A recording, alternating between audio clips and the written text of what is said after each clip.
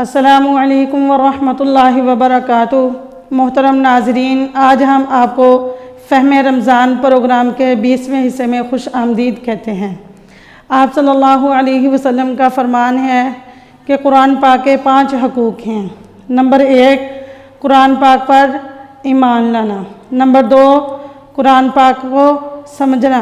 Number 3، قرآن پاک پر عمل کرنا۔ نمبر 4، قرآن پاک کی تلاوت کرنا۔ نمبر 5، قرآن پاک کو دوسروں تک پہنچانا۔ آج ہم اصلاحی قاعدے کی تختی نمبر 14 پڑھیں گے، جس میں بتایا گیا ہے کہ ایک لفظ میں 2 شد آتے ہیں، ان کو کیسے ادا کریں گے۔ اعوذ باللہ من الشیطان الرجیم، بسم اللہ الرحمن الرحیم۔ یا زا زبر یز، آگے دیکھیں کاف کے اوپر بھی شاد ہے تو زا کو پھر دوبارہ کاف کے ساتھ ملائیں گے۔ زا کاف زبر زک، کاف کھڑی زبر کا، یزکا، وقف بھی ایسے کریں گے کیونکہ اس کے اوپر کھڑی حرکت ہے، اس کو لمبا کرتے ہوئے وقف کریں گے۔ یزکا، یا ذال زبر یز، ذال کاف زبر زک، کاف زبر کا، یزکا، رو پیش رو، یذکرو، را کو ہم موٹا کریں گے کیونکہ اس کے اوپر پیش آ رہی ہے۔ اب وقف کی صورت میں را کو ہم نے ساکن کر دینا ہے۔ جب را ساکن ہو جائے تو اس سے پیچھے والا لفظ دیکھتے ہیں، اس کے اوپر بھی زبر ہے، اس لیے دونوں صورتوں میں وقف کرنے کی صورت میں اور نہ کرنے کی صورت میں را موٹی ہوگی۔ یذکر، حمزہ لام زبر ال، میم دال پیش مد، دال سا زبر دس، سا زیر سی، المدسی، را پیش رو، المدثرو، وقف کرتے وقت را کو ساکن کر دیں گے اور را ساکن ہو تو پیچھے والا لفظ دیکھتے ہیں، ہم دیکھیں گے سا ہے اور سا کے نیچے زیر آ رہی ہے، اس لیے را کو ہم وقف کرتے وقت باریک کریں گے اور بغیر وقف کے ہم موٹا کریں گے۔ المدثر، حمزہ لام زبر ال، میم زا پیش مز، زا میم زبر زم، میم زیر می، المزمی، لام پیش لو، المزملو، حمزہ لام زبر ال، میم زا پیش مز، زا میم زبر زم، میم زیر می، المزمی، میم پہ ہم غنہ کریں گے کیونکہ میم مشدد ہے اور میم مشدد میں ہر صورت میں غنہ ہوتا ہے۔ لام پیش لو، المزملو، وقف کرتے وقت لام کو ہم ساکن کر دیں گے۔ المزمل،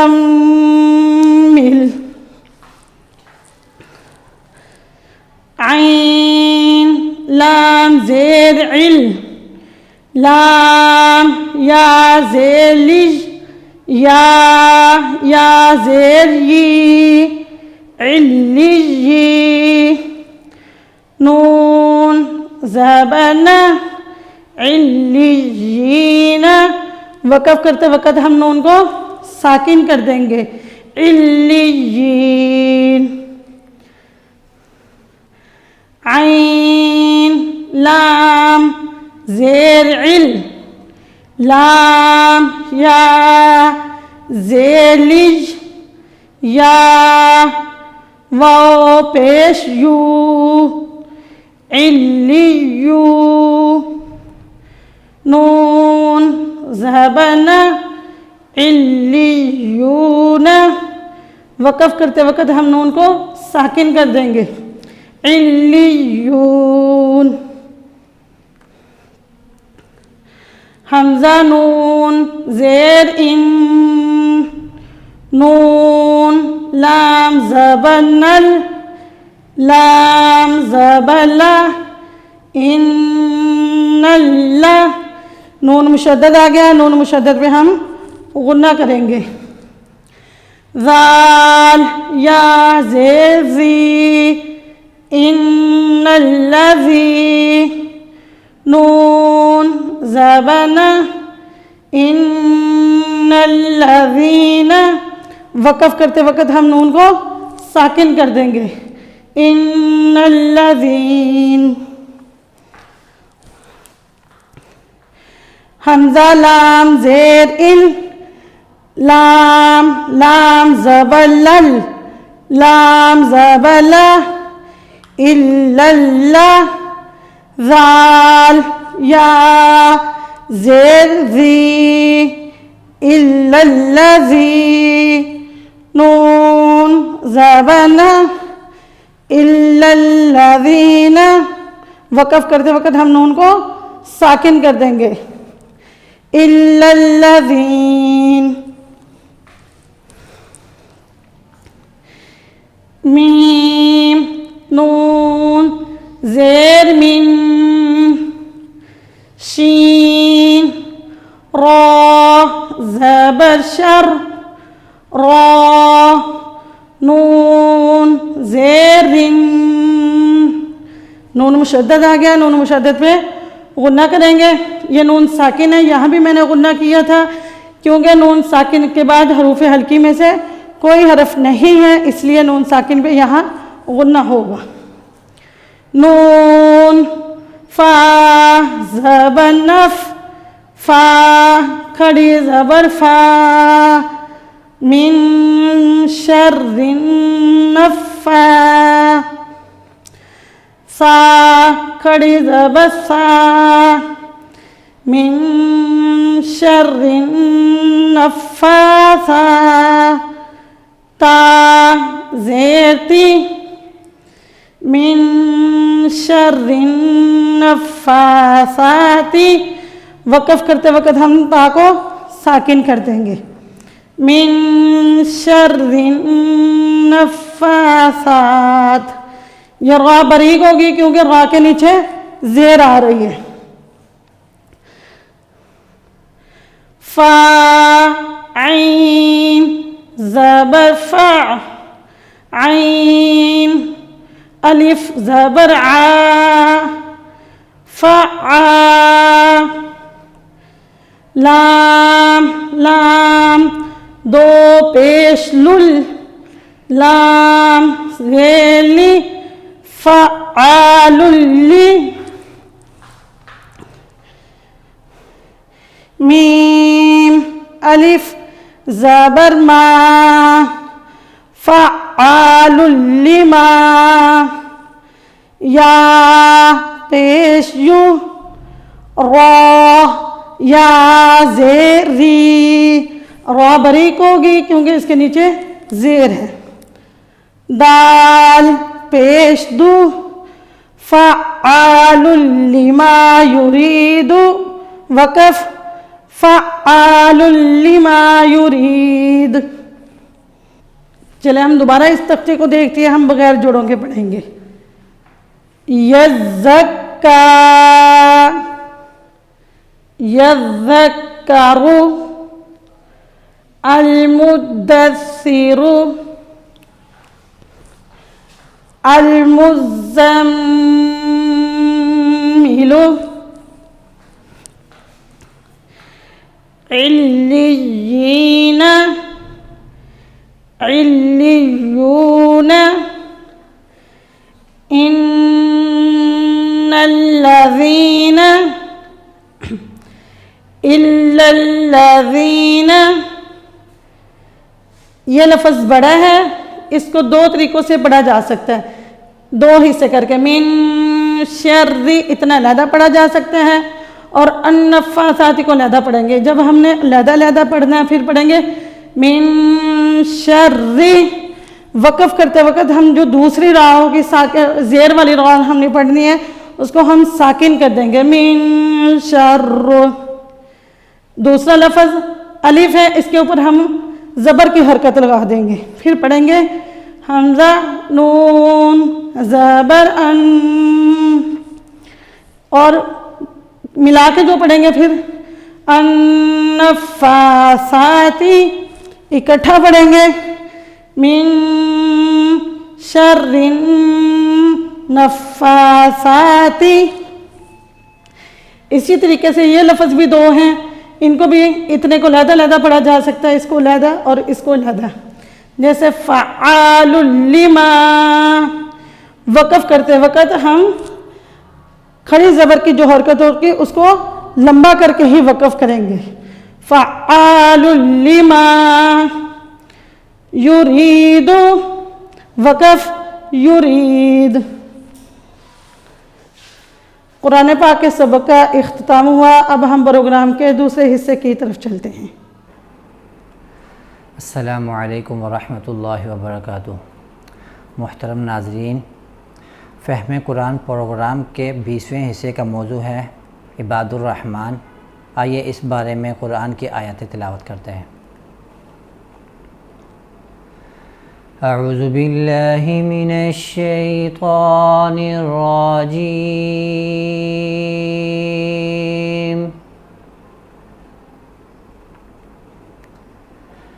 بسم اللہ الرحمن الرحیم.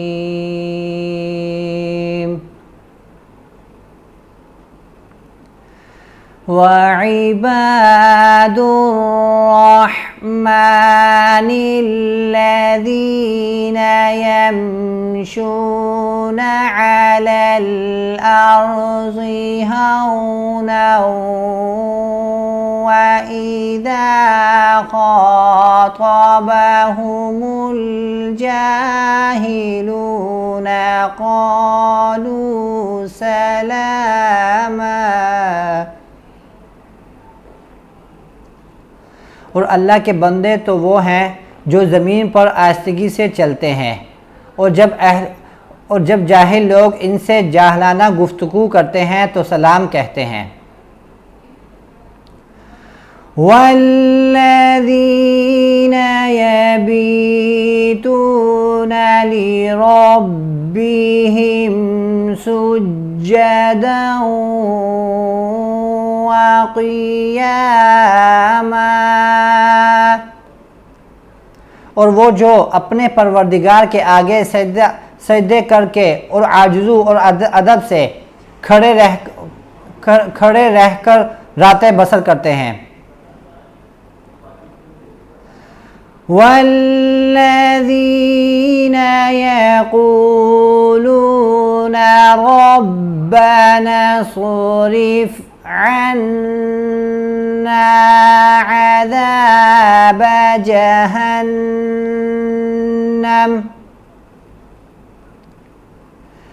إِنَّ عَذَابَهَا كَانَ غَرَامًا. اور وہ جو دعا مانگتے رہتے ہیں کہ اے پروردگار دوزخ کے عذاب کو ہم سے دور رکھنا کہ اس کا عذاب بڑی تکلیف کی چیز ہے.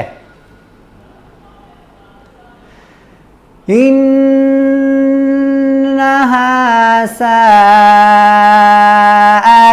مستقرا ومقاما. اور دوزخ ٹھہرنے اور رہنے کی بہت بڑی جگہ ہے. والذین اذا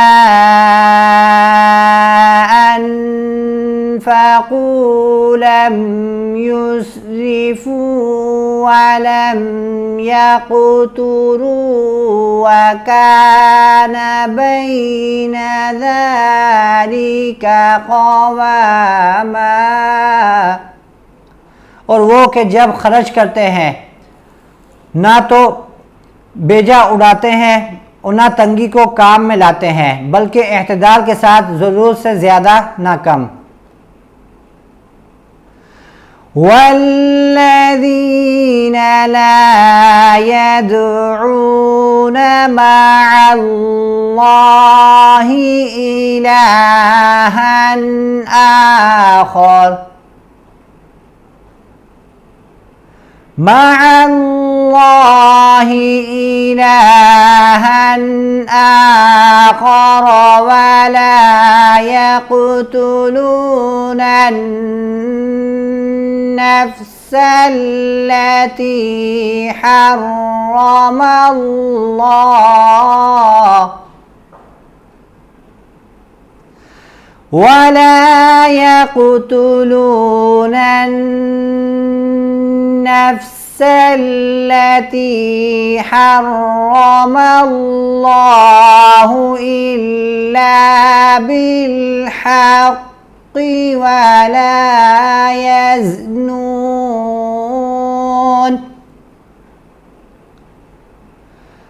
ومن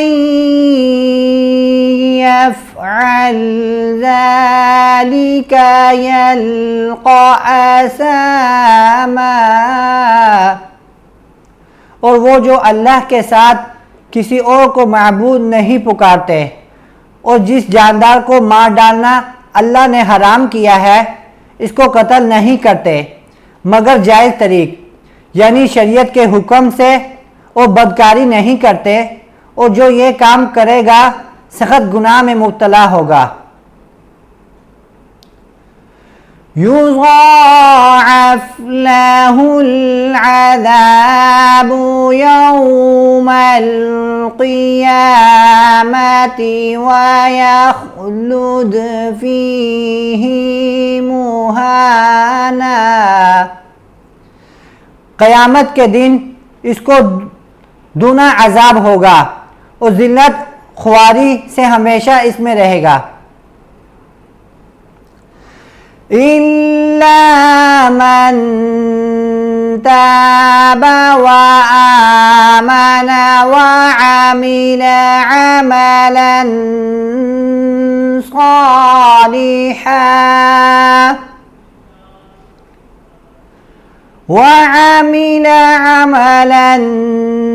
صالحا فأولئك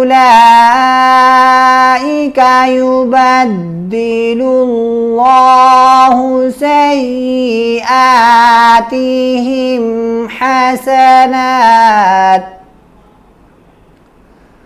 وَكَانَ اللَّهُ غَفُورًا رَحِيمًا۔ مگر جس نے توبہ کی اور ایمان لایا اور اچھے کام کیے تو ایسے لوگوں کے گناہوں کو اللہ نیکیوں سے بدل دے گا، اور اللہ تو بخشنے والا مہربان ہے۔ وَمَن تَابَ وَعَمِلَ صَالِحًا فَإِنَّهُ يَتُوبُ إِلَى اللَّهِ مَتَابًا، اور جو توبہ کرتا ہے اور عمل نیک کرتا ہے تو بے شک وہ اللہ کی طرف سے رجوع کرتا ہے۔ وَالَّذِينَ لَا يَشْهَدُونَ الزُّورَ وَإِذَا مَرُّوا بِاللَّغْوِ مَرُّوا كِرَامًا، اور وہ جو جھوٹی گواہی نہیں دیتے اور جب ان کو بےہودہ چیزوں کے پاس گزرنے کا اتفاق ہو تو بزرگانہ انداز سے گزرتے ہیں۔ وَالَّذِينَ إِذَا ذُكِّرُوا بِآيَاتِ رَبِّهِمْ لَمْ يَخِرُّوا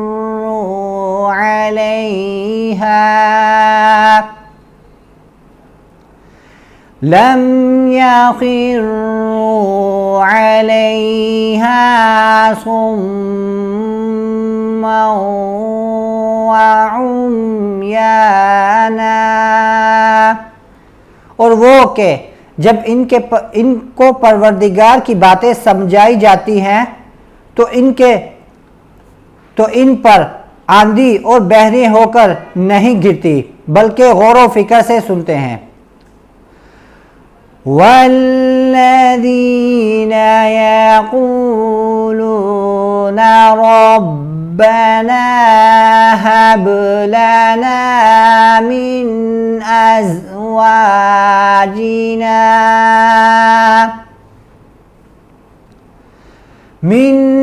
أَزْوَاجِنَا وَذُرِّيَّاتِنَا قُرَّةَ أَعْيُنٍ وَاجْعَلْنَا لِلْمُتَّقِينَ إِمَامًا، اور وہ جو اللہ سے دعا مانگتے ہیں کہ اے پروردگار ہم کو ہماری بیویوں کی طرف سے دل کا چین، اولاد کی طرف سے آنکھ کی ٹھنڈک عطا فرما اور ہمیں پرہیزگاروں میں امام بنا۔ أُولَئِكَ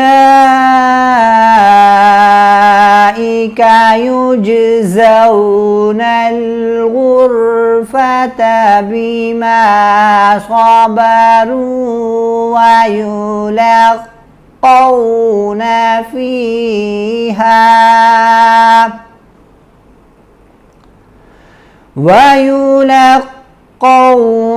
فِيهَا تَحِيَّةً وَسَلَامًا، اور صفات کے لوگوں کو ان کے صبر کے بدلے اونچے محل دیے جائیں گے، اور وہاں فرشتے ان سے دعا سلام کے ساتھ ملاقات کریں گے۔ خالدین فیہا حسنت مستقرا ومقاما، اس میں وہ ہمیشہ رہیں گے اور ٹھہرنے اور رہنے کی بہت ہی عمدہ جگہ ہے۔ قُلْ مَا يَعْبَأُ بِكُمْ رَبِّي لَوْلَا دُعَاؤُكُمْ فَقَدْ كَذَّبْتُمْ فَسَوْفَ يَكُونُ لِزَامًا، کہہ دو اگر تم کو اللہ نے نہیں پکارتے تو میرا پروردگار بھی تمہارے کچھ پرواہ نہیں کرتا، تم نے تکذیب کی ہے سواس کہ سزا تمہارے لیے لازم ہوگی۔ صدق اللہ العظیم۔ نحمدہ ونصلی علی رسولہ الکریم، اما بعد فاعوذ باللہ من الشیطان الرجیم، بسم اللہ الرحمن الرحیم۔ محترم ناظرین السلام علیکم۔ اور رحمان کے بندے تو وہ ہیں جو زمین پر نرمی کے ساتھ چلتے ہیں، اور جب جاہل لوگ ان سے بات کرتے ہیں تو کہتے ہیں کہ سلام ہو تم پر، اور وہ جو اپنے رب کے لیے سجدہ کرتے ہوئے اور قیام کرتے ہوئے راتیں گزارتے ہیں اور جو کہتے ہیں اے ہمارے رب ہم سے جہنم کا عذاب بھیج دے، بے شک اس کا عذاب ہمیشہ چمٹ جانے والا ہے۔ بے شک وہ بہت بری جگہ ہے رہنے کی اور اقامت کی، اور جب وہ خرچ کرتے ہیں تو نہ فضول خرچی کرتے ہیں اور نہ خرچ میں تنگی کرتے ہیں، ان کا خرچ اس کے درمیان معتدل ہوتا ہے، اور جو اللہ کے ساتھ کسی دوسرے کو معبود نہیں پکارتے اور نہ اس جان کو قتل کرتے ہیں جسے اللہ نے حرام کیا ہے مگر حق کے ساتھ، اور عباد الرحمن تو وہ ہیں جو زنا نہیں کرتے، اور جو کرے گا اس کو سخت گناہ ملے گا، اور اس کے لیے قیامت کے دن دگنا عذاب دیا جائے گا، اور ہمیشہ اس میں وہ ذلیل و خوار ہو کر رہے گا، مگر جس نے توبہ کی اور وہ ایمان لے آیا اور نیک عمل کیے تو وہ ہیں یہ لوگ کہ جن کی برائیوں کو اللہ نیکیوں میں بدل دے گا، اور اللہ ہمیشہ بخشنے والا اور نہایت رحم کرنے والا ہے۔ اور جو توبہ کرے گا اور نیک عمل کرے گا تو یقیناً وہ اللہ کی طرف رجوع کرے گا اور سچا رجوع کرتا ہے، اور جو جھوٹ میں شریک نہیں ہوتے، اور وہ جب کسی بیہودہ کام کے پاس سے گزرتے ہیں تو شرافت کے ساتھ گزر جاتے ہیں۔ اور عباد الرحمن تو وہ ہیں کہ جب انہیں رب کی آیات پڑھ کر سنائی جاتی ہیں تو ان پر اندھے اور بہروں کی طرح نہیں گرتے، اور جو کہتے ہیں اے ہمارے رب کہ ہمیں اپنی ازواج اور اولاد سے آنکھوں کی ٹھنڈک عطا فرما اور ہمیں متقین کا امام بنا، ان لوگوں کو جزا میں بالا خانے دیے جائیں گے، اس لیے کہ انہوں نے صبر کیا، اور اس دن ان کا استقبال درود و سلام کی دعا کے ساتھ کیا جائے گا، اور ہمیشہ ان کا استقبال زندگی کی دعا اور سلام کے ساتھ کیا جائے گا، اور ہمیشہ اس میں رہنے والے ہیں وہ ٹھہرنے اور رہنے کی بہت اچھی جگہ ہے۔ کہہ دیجئے میرا رب تمہاری پرواہ نہیں کرتا اگر تمہارا پکارنا نہ ہو، بے شک تم نے جھٹلا دیا تو عنقریب اس کا انجام چمٹ جانے والا ہوگا۔ محترم ناظرین، آپ نے کچھ قرآن پاک کی آیات کا ترجمہ سنا، اس میں ایک لفظ آپ نے سنا ہوگا، وہ لفظ ہے عباد الرحمن۔ آئیے پہلے جانتے ہیں عباد الرحمن کیا ہوتے ہیں۔ عباد نکلا ہے عبد سے، اور اب ہے عبادت سے۔ عبادت میں کیا آتا ہے؟ عبادت میں صرف آپ کی نماز، آپ کا قرآن پاک اور کچھ اور دوسری عبادتیں نہیں آتی، بلکہ عبادت میں تو انسان کی پوری زندگی آ جاتی ہے، انسان کا اٹھنا بیٹھنا سونا جاگنا، کیونکہ اب جو ہے وہ ایک غلامی سے بھی ہے، اور جب انسان کسی کا غلام بن جاتا ہے تو پھر اس کی ساری زندگی اس کے احکامات کے تابع ہو جاتی ہے۔ وہ عباد اور اب جو ہیں وہ عباد الرحمن، مطلب وہ لوگ جو کہ اپنی ساری زندگی کس کے مطابق گزارتے ہیں؟ اللہ تعالیٰ کے احکامات کے مطابق گزارتے ہیں۔ تو آج کے لیکچر میں ہم عباد الرحمن کے بارے میں پڑھیں گے۔ آج کے لیکچر میں ہم پڑھیں گے کہ عباد الرحمن کیسے بنتے ہیں۔ اللہ تعالیٰ نے بتایا ہمیں قرآن پاک میں کہ وہ لوگ جو میرے بندے ہیں، مطلب وہ لوگ عباد الرحمن کون ہوتے ہیں؟ یہ وہ لوگ ہوتے ہیں جو اللہ کی مانتے ہیں، وہ صرف اللہ کو نہیں مانتے، وہ صرف اللہ پر ایمان نہیں لاتے، بلکہ اپنی زندگی کے ہر کام میں وہ اللہ کو مانتے ہیں، وہ اللہ تعالیٰ کی ہر بات کو قبول کرتے ہیں، اس پہ کوئی بھی اس معاملے میں نہیں کرتے کہ بھی ہم نے یہ چیز ماننی ہے اور یہ چیز نہیں ماننی، یہ چیز ہمیں سوٹ کرتی ہے اور یہ چیز ہمیں سوٹ نہیں کرتی۔ تو عباد الرحمن گویا وہ لوگ ہوتے ہیں جو کہ اپنی ساری زندگی اللہ تعالیٰ کے احکامات کی بجا آوری میں گزارتے ہیں۔ اس لیے عباد الرحمن میں پہلے تو ہم نے مطلب کو سمجھ لیا، عباد الرحمن کون ہوتے ہیں، عباد الرحمن کیا ہوتے ہیں۔ یہاں پر ان آیات میں جو میں نے ابھی آپ کے سامنے جن کا ترجمہ پڑھا ہے، ان آیات میں اللہ تعالیٰ نے ہمیں پورا ایک انسانی اخلاق کا چارٹر دے دیا ہے۔ اب اس کے لیے چارٹر لفظ میں کیوں استعمال کر رہی ہوں؟ ان آیات میں آپ غور کیا ہوگا، پہلے اللہ تعالیٰ نے بتایا عباد الرحمن کون ہوتے ہیں، وہ لوگ جو ایسے ایسے اور ایسے کرتے ہیں۔ پھر اللہ تعالیٰ نے بتایا کہ عباد الرحمن کیا چیز نہیں کرتے۔ پھر اللہ تعالیٰ نے بتایا کہ وہ جو لوگ جو اس طرح کے کام کریں گے، عباد الرحمن بنیں گے، ان لوگوں کے لیے کیا اجر و ثواب ہے۔ تو گویا یہ سارا ایک مکمل چارٹر ہے۔ اگر کوئی شخص اس کو فالو کرے گا تو اس کا مطلب ہے وہ شخص اخلاق کے اعلیٰ ترین درجے پر فائز ہوگا، اور وہی عباد الرحمن ہوگا۔ آئیے اب دیکھتے ہیں سب سے پہلے کہ عباد الرحمن کی خصوصیات اللہ تعالیٰ نے کیا گنوائی ہیں۔ سب سے پہلی بات جو آیات میں آئی، ان کی چال، وہ نرم چال چلتے ہیں، زمین پر وہ اکڑ اکڑ کر نہیں چلتے۔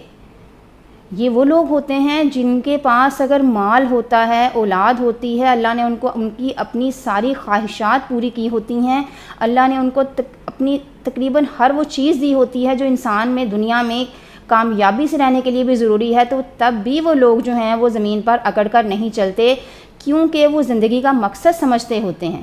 ان کو یہ پتہ ہے کہ انسان نے آخر کار ایک دن جو ہے وہ اسی زمین کے نیچے جانا ہے، اور پھر وہ اس زمین پر مغرور ہو کے نہیں چلتے، وہ اس زمین پر نرمی کے ساتھ چلتے ہیں۔ نہ ان کی چال میں بہت تیزی ہوتی ہے، نہ ان کی چال میں بہت سستی ہوتی ہے، ان کی چال میں نرمی، آرام سے ان کی چال ہوتی ہے، درمیانی چال ہوتی ہے۔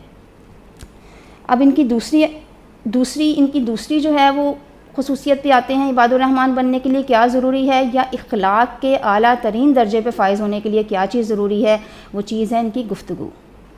عباد الرحمن کی گفتگو نہ تو بہت تیزی والی ہوتی ہے، نہ ہی بہت سستی والی، آرام آرام سے گفتگو کرتے ہیں، وہ پیار کے ساتھ کرتے ہیں، ان کی الفاظ جو ہیں وہ بہت اچھے ہوتے ہیں، جو کچھ ان کے منہ سے نکلتا ہے وہ اچھے الفاظ ہوتے ہیں۔ تو اللہ تعالیٰ نے دوسری بات کیا بتائی کہ جب وہ جاہلوں سے ملتے ہیں تو وہ بدتمیزی سے بات نہیں کرتے۔ جاہل تو جہالت سے بات کریں گے نا، جاہل تو جہالت سے بات کریں گے، لیکن وہ جہالت کا جواب جہالت سے نہیں دیتے۔ جب وہ ان کے پاس سے گزرتے ہیں تو کہتے ہیں سلام ہو تم پر، مطلب ان کی بات سنتے ہیں، سن کے جواب نہیں دیتے۔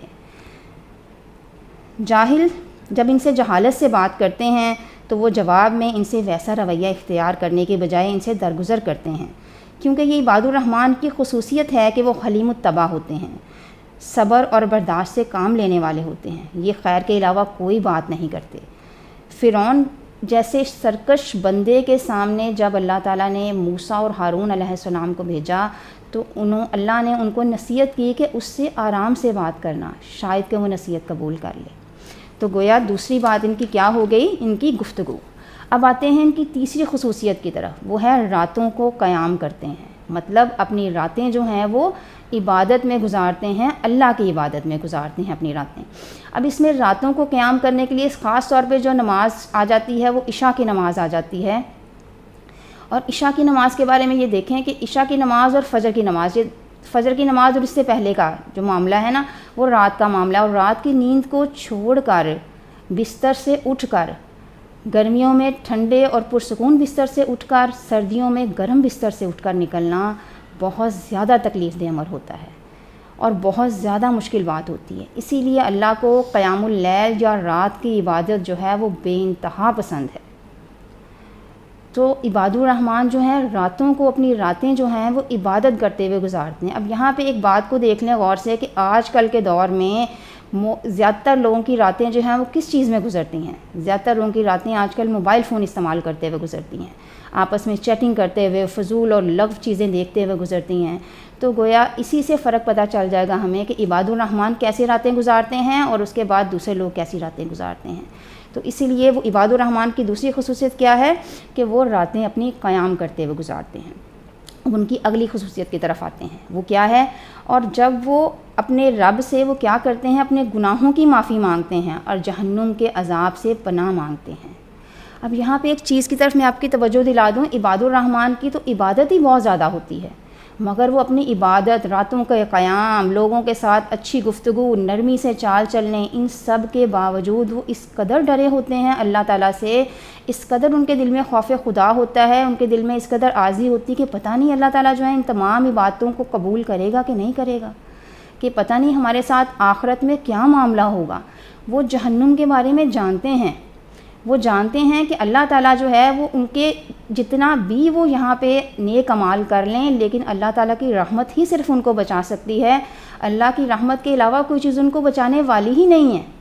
اسی لیے وہ اپنی عبادت پر مغرور نہیں ہوتے، وہ اتنی زیادہ عبادت کے باوجود بھی وہ اللہ تعالیٰ سے جہنم کے عذاب سے پناہ مانگتے ہیں۔ وہ جانتے ہیں کہ اللہ تعالیٰ کی رحمت ہی ان کو بچا سکتی ہے، جتنی بھی نیک اعمال کر لیں، کوئی ایک ایسا عمل ان کا ایسا ہو جائے جس سے کہ اللہ تعالیٰ اگر انصاف کرنے پر آ جائے تو سارے اعمال کو جو ہے وہ ضائع بھی کر سکتا ہے۔ وہ ہو سکتا ہے کہ ان کا ایک برا عمل ان کی ساری نیکیوں پر بھاری ہو جائے، اس لیے اللہ تعالیٰ کی رحمتوں کو پکارتے ہیں وہ، اور ہمیشہ جہنم کے عذاب سے پناہ مانگتے ہیں۔ اس کے بعد ان کی جو ہے وہ اگلی صفت کیا ہے کہ جب وہ خرچ کرتے ہیں تو نہ فضول خرچی کرتے ہیں اور نہ زیادہ تنگی سے خرچ کرتے ہیں، نہ بخل کرتے ہیں، بلکہ ان کا خرچ جو ہے اس کے درمیان بین بین ہوتا ہے۔ اب فضول خرچی کیا ہوتی ہے؟ فضول خرچی ہوتی ہے فضول چیزوں پر جو ہے وہ خرچ کرنا اور بے انتہا خرچ کرنا۔ کہتے ہیں کہ جائز چیزوں پر بھی ضرورت سے زیادہ خرچ کرنا جو ہے وہ فضول خرچی ہے۔ مثلاً اگر آپ کا لباس کا معاملہ لیتے ہیں ہم، اگر آپ کا 1 یا 2 سوٹوں کے ساتھ گزارا ہو سکتا ہے، وہاں پہ 4 یا 5 سوٹ لینا، یا 1000 یا 2000 کے سوٹ کے ساتھ گزارا ہو سکتا ہے، یا 1000 یا 2000 کی چیز کے ساتھ گزارا ہو سکتا ہے، تو وہاں پہ 10 15 یا 20 ہزار کی چیز لینا، اس کو فضول خرچی کہتے ہیں۔ اسلام میں کوئی ایسا معاملہ نہیں ہے کہ انسان اپنے اوپر خرچ نہ کرے۔ انسان کا اپنے اوپر خرچ کرنا پسندیدہ ہے اللہ کے نزدیک۔ اچھا بہترین لباس پہننا پسندیدہ ہے، صاف ستھرا رہنا بھی پسندیدہ ہے، لیکن کسی بھی معاملے میں انسان کا بہت زیادہ خرچ کر دینا فضول خرچی ہوتا ہے۔ اور اسی کے الٹ ہے بخل یا تنگی۔ تنگی کیا ہوتا ہے؟ کسی بھی جائز کام پر اس کی ضرورت سے کم خرچ کرنا، اس کو کیا کہتے ہیں؟ بخل کہتے ہیں۔ تو عباد الرحمن جب خرچ کرتے ہیں تو اپنے خرچ سے ہی نظر آ جاتے ہیں وہ کہ وہ نہ تو بے انتہا خرچ کرتے ہیں اور نہ ہی وہ ضرورت کی چیزوں پر خرچ کرنے سے پرہیز کرتے ہیں۔ اگلا جو چیز اللہ تعالیٰ نے بتائی کہ وہ کیا چیز نہیں کرتے۔ پہلے اللہ تعالیٰ نے بتا دیا کہ کیا چیز وہ کرتے ہیں، اب اللہ تعالیٰ نے کچھ بتایا کہ وہ کیا چیز نہیں کرتے۔ پہلی چیز جو وہ نہیں کرتے وہ ہے شرک۔ اب شرک کے بارے میں یہ آپ کو سب کو پتہ ہے کہ کبیرہ گناہوں میں سب سے بڑا گناہ شرک ہے۔ اللہ تعالیٰ ہر گناہ معاف کر دے گا سوائے شرک کے۔ اگر کوئی شخص مشرک نہیں ہے تو اللہ تعالیٰ اس کے گناہ معاف کر سکتا ہے، اور شرک سب سے بڑا گناہ ہے۔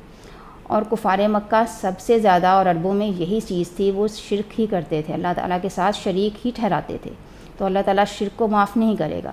اس لیے عباد الرحمن کیا کرتے ہیں؟ وہ شرک نہیں کرتے، وہ اللہ تعالیٰ کے ساتھ کسی کو شریک نہیں ٹھہراتے۔ اگلی چیز ہے قتل۔ وہ قتل نہیں کرتے، وہ جان جس کو اللہ تعالیٰ نے بچانے کا حکم دیا ہے اس کو وہ قتل نہیں کرتے۔ اب قتل کے بارے میں یہ ہے کہ قتل بہت بڑا گناہ ہے۔ کہتے ہیں کہ جس نے ایک شخص کو بچایا گویا اس نے پوری انسانیت کو بچایا، اور جس نے ایک شخص کو قتل کیا اس نے پوری انسانیت کو قتل کیا۔ گویا قتل کرنا، انسان کو قتل کرنا، وہ انسان جس نے کوئی گناہ نہ کیا ہو اس کو قتل کرنا جو ہے وہ بہت بڑا گناہ ہے۔ سو عباد الرحمن انسانوں کو، لوگوں کو قتل نہیں کرتے۔ قتل ناحق، قتل سے مراد یہاں پہ قتل ناحق ہے۔ دوسری چیز ہے زنا۔ اب زنا، وہ زنا نہیں کرتے۔ اب زنا کیا ہے؟ وہ ایک ایسی چیز ہے جو کہ اسلام کے یا انسان کے یا انسانی معاشرے کا کیا ہے؟ وہ بگاڑ ہے۔ وہ انسانی معاشرے میں رشتوں کا تقدس جو ہے اس کو ختم کر دیتی ہے زنا، انسانی معاشرے کی خرابی۔ اگر اس کو آپ نے دیکھنا ہو تو آپ اس کو مغرب کے معاشرے میں دیکھ سکتے ہیں، اور کسی اسلامی ملک جو ہے اس کا موازنہ آپ مغرب کے معاشرے سے کر سکتے ہیں، تو آپ کو نظر آئے گا کہ اسلامی ممالک میں خاندانی نظام برقرار ہے۔ اور یہ خاندانی نظام کس وجہ سے برقرار ہے؟ وہ اسلام کی اس روح کی وجہ سے برقرار ہے جو کہ اس کو زنا کو اسلام میں جو ہے وہ اس کو ناجائز کام قرار دیا گیا ہے۔ اس کی نسبت اللہ تعالیٰ نے جو آپ کے پاس چیز دی ہے وہ ہے شادی کا بندھن۔ جب آپ اس چیز کی طرف بڑھتے ہیں تو آپ شادی کے بندھن جو ہے اس کو وہ ختم کرتے ہیں، اور مغرب نے اس چیز کو ختم کیا ہے، تو دیکھیں وہاں پہ جسمانی، اخلاقی اور ہر طرح کی برائیاں عام ہیں، اور وہاں پہ ان کی اگر حکومت اب لوگوں کو انسینٹیو بھی دیتی ہے شادی کی طرف، تو لوگ آنا نہیں چاہتے، کیونکہ ان کو جب ایک چیز ناجائز طریقے سے مل رہی ہے تو جائز طریقے سے اور وہ ایک خیال کرنے والا کام جو ہے وہ کیوں کریں گے اب وہ لوگ۔ تو اس لیے زنا جب ہوتا ہے تو پھر وہ آپ کی خیال کو، پرواہ کو، ایک وہ پروٹیکشن کے احساس کو ختم کر دیتا ہے۔ تو اس لیے ایک اور چیز ان کی آتی ہے کہ کیا ہے؟ وہ زنا نہیں کرتے۔ دوسری بات، وہ جھوٹی گواہی نہیں دیتے۔ اب جھوٹی گواہی کیا ہوتی ہے؟ کہ کوئی کام نہیں ہوا اور اس کے بارے میں آپ کہہ دیں کہ یہ کام ہوا ہے ایسے۔ گواہی جھوٹی دینا سب سے بڑا جو ہے وہ گناہ ہوتا ہے کیونکہ جھوٹی گواہی کی بنیاد پر آپ کی کوئی شخص جو ہے وہ ناجائز پھنس جاتا ہے اور اس کی پوری زندگی تباہ ہو جاتی ہے. نہ صرف اس کی پوری زندگی بلکہ ہو سکتا ہے اس کے خاندان کی پوری زندگی تباہ ہو جائے. تو اس لیے وہ ایک کام کیا کرتے ہیں کہ وہ جھوٹی گواہی نہیں دیتے. اس کے علاوہ ایک اور ان کی خصوصیت کیا ہے، جب وہ کسی فضول چیز سے ان کا گزر ہوتا ہے تو وہ شرافت سے گزر جاتے ہیں. اب یہاں پہ فضول چیز کیا ہے، لغو چیز کیا ہے؟ لغو وہ بات ہے جو شرن بے فائدہ ہو، اس کو لغو کہیں گے. اور لغو کا مطلب جو شرن بے فائدہ، مطلب ایسی چیز جو کہ جس کا کوئی فائدہ نہیں ہے آپ کو، جس کا کوئی آپ کو آپ کی آنے والی زندگی میں، آخرت کی زندگی میں اس کو کرنے سے کوئی فائدہ حاصل نہیں ہوگا. صرف وہ ایک مزے کے لیے ہے، صرف وہ ایک زندگی کا تھوڑے سی زندگی کا لطف لینے کے لیے ہے وہ چیز. جیسے کہ فضول قسم کی موویز دیکھنا، موبائل پہ ٹائم ضائع کرنا، اس کے بعد فضول ترین ڈرامے دیکھنا جس کا کوئی مقصد نہیں ہے، جس کے ساتھ آپ کا کوئی نہ تو آپ کی تعلیم میں آپ کا کوئی جس میں عمل دخل ہے، نہ آپ کی تربیت میں جس چیز کا عمل دخل ہے، اس چیز کو دیکھنا، اس چیز میں کام کرنا، اس چیز میں شامل ہو جانا، اس کو کہتے ہیں لغو بات. تو عباد الرحمن لغو اور فضول چیزوں کے پاس سے آرام سے گزر جاتے ہیں، بجائے اس کے کہ اس میں داخل نہیں ہوتے، اس میں شامل نہیں ہوتے، اس کو اپنی زندگی میں بھی شامل نہیں کرتے وہ لوگ. اگلی ان کی خصوصیت کیا ہے کہ جب ان کو ان کے رب کے کلام کی آیات سنائی جاتی ہیں تو پھر وہ ان پر گونگے اور اندھے اور بہروں اور گونگوں کی طرح نہیں گرتے. مطلب وہ قرآن پاک پر غور و فکر کرتے ہیں، قرآن پاک کی باتوں کو، قرآن پاک کی ہر چیز میں کوئی نہ کوئی مصلحت ہے، کوئی نہ کوئی نصیحت ہے، کوئی نہ کوئی ایسی چیز ہے کہ جس پر عمل کیا جائے. قرآن پاک اس لیے نہیں آیا تھا کہ اس کو ہم اپنے گھروں میں سجا کے رکھیں، اس کی تلاوت کریں ہم ہر روز 2 دن بعد، 3 دن بعد، 4 دن بعد یا مہینے بعد جو قرآن پاک ختم کریں اور بڑے مغرور ہو کے یہ بات کریں کہ ہم نے ایک قرآن ختم کر لیا ہے، ہمیں قرآن پاک یاد ہو گیا ہے. قرآن پاک پر سب سے بڑی چیز اس کا جو حق ہے، اگر ہم قرآن پاک کے حقوق کی بات کرتے ہیں تو اس پر عمل کرنا ہے. اگر آپ نے قرآن پاک کو پڑھتے ہیں، اس پر یقین لاتے ہیں، جب تک اس کا فائدہ نہیں، جب تک اس پر عمل نہیں کرتے. اور صحابہ کرام کی زندگیوں میں ہم دیکھیں تو وہ ایک سورت کو پڑھنے کے لیے سالوں لگا دیتے تھے. کیوں؟ کیونکہ انہوں نے اس پر عمل کرنا ہوتا تھا. اسی لیے عباد الرحمن کون ہوتے ہیں؟ جو قرآن پاک کی آیات پر اندھے، گونگوں اور بہروں کی طرح گرتے نہیں ہیں، بلکہ ان پر غور و فکر کرتے ہیں، ان کو اپنی زندگی میں لاگو کرتے ہیں. اسی لیے وہ عباد الرحمن ہیں.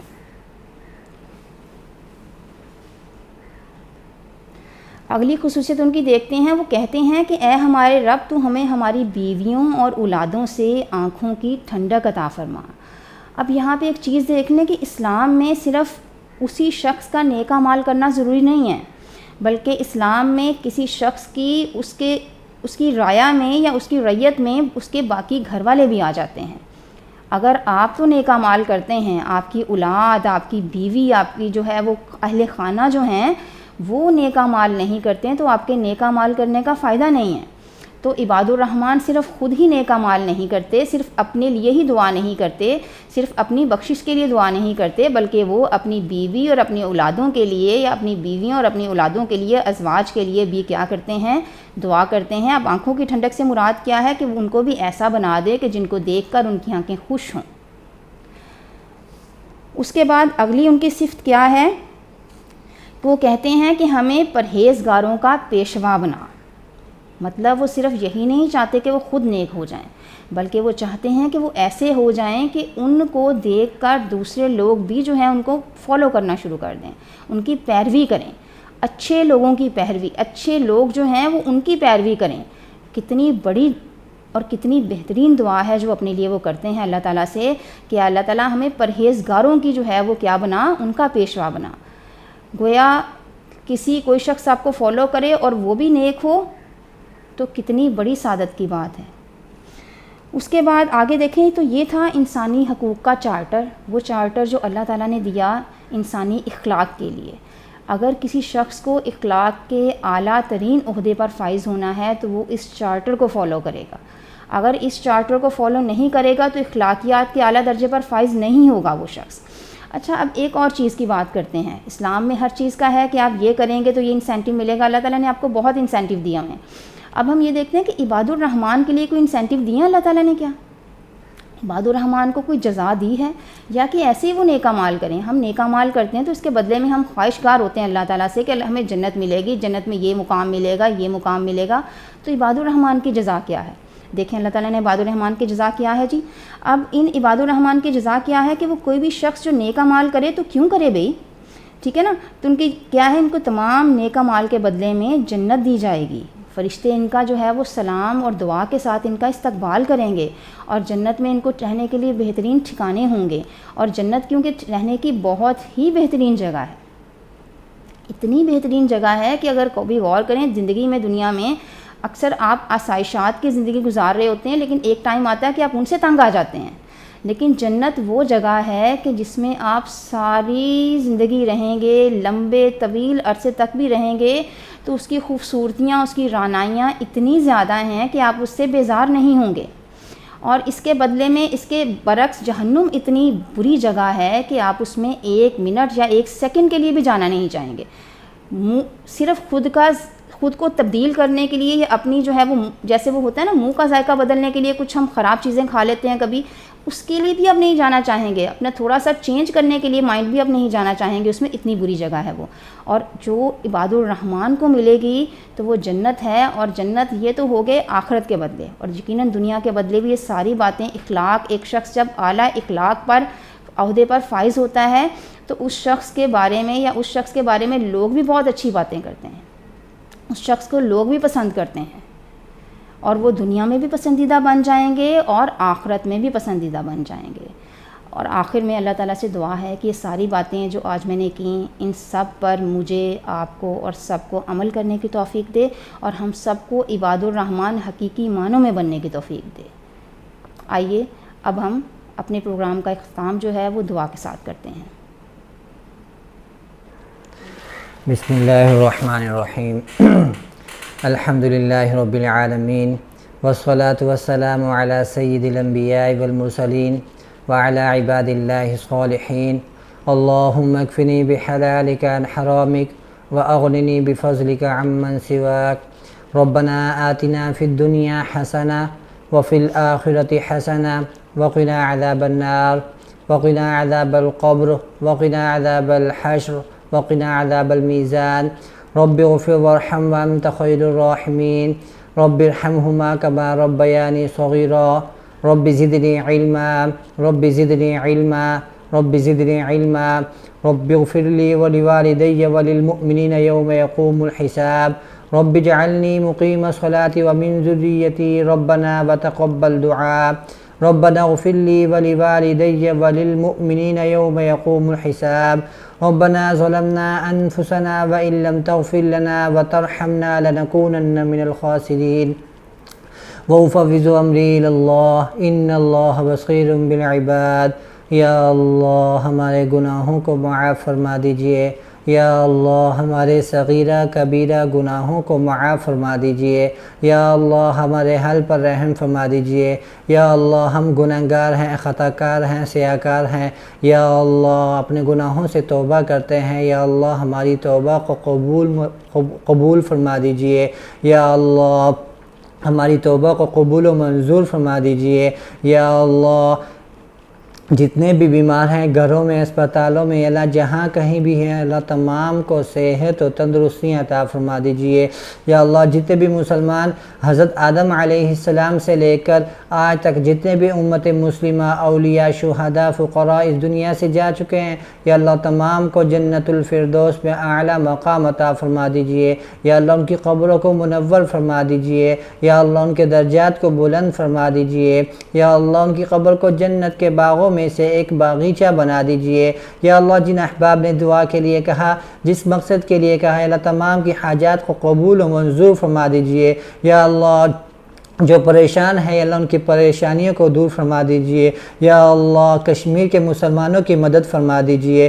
یا اللہ فلسطین کے مسلمانوں کی مدد فرما دیجئے. یا اللہ برما کے مسلمانوں کی مدد فرما دیجئے. یا اللہ یہ جو کرونا وائرس کی جو وبا پھیلی ہوئی ہے، یا اللہ اس کو ختم فرما دیجئے. یا اللہ اس کی وجہ سے جو بچوں کی پڑھائی میں کا نقصان ہوا ہے، یا اللہ اس کو ختم فرما دیجئے. یا اللہ بچوں پر اپنا خاص فضل و کرم والا معاملہ فرما دیجئے. یا اللہ ہم سب کو اپنے والدین کا، اپنے اساتذہ کا فرما بردار بنا دیجئے یا اللہ۔